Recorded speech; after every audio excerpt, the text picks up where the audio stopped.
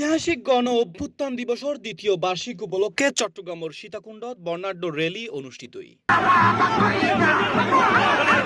উপজেলা বিএনপির উদ্যোগে আয়োজিত এই র্যালিত হাজারো দলীয় নেতাকর্মীদের ব্যাপক উপস্থিতি লক্ষ্য করা যায়। বর্ণাঢ্য র্যালির নেতৃত্ব দিয়ে কেন্দ্রীয় বিএনপির সাবেক যুগ্ম মহাসচিব লায়ন মোহাম্মদ আসলাম চৌধুরী। বাংলাদেশের মানুষ আবার কথা বলার অধিকার ফেরত পেয়েছে। আবু সাঈদ মুক্ত। আমাদের চট্টগ্রামের আক্রান্ত ওয়াসিম সহ অনেক শহীদ সেদিন এই 5ই আগস্ট পর্যন্ত মৃত্যুবরণ করেছে। আজকের এই সভার মাধ্যমে তাদের সবার আত্মার মাগফিরাত কামনা করছে। বুধবার বেলা 11টায় উপজেলার এলকে সিদ্দিকী স্কোয়ারের সামনে বিশাল র্যালিও শুরু হয়।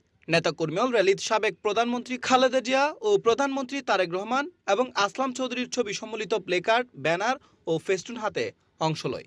এর আগে এলাকাত সিদ্দিকী স্কোয়ারের সামনে সংক্ষিপ্ত সমাবেশ অনুষ্ঠিতই। বর্ণাঢ্য র্যালিত সীতাকুণ্ড উপজেলার বিভিন্ন ইউনিয়ন ও পৌরসভার বিএনপির অঙ্গ সহযোগী সংগঠনের বিপুল সংখ্যক নেতাকর্মী অংশ লয়।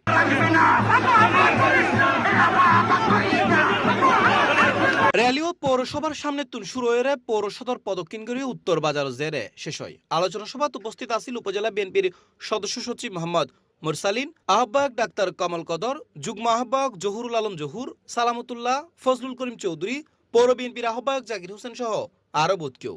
পাশাপাশি সেই সব শহীদ পরিবারদেরকে এবং যারা আহত হয়েছে বিপ্লবে তাদের সবার প্রতি আমরা সমবেদনা জানাচ্ছি। C plus TV, Chittagong.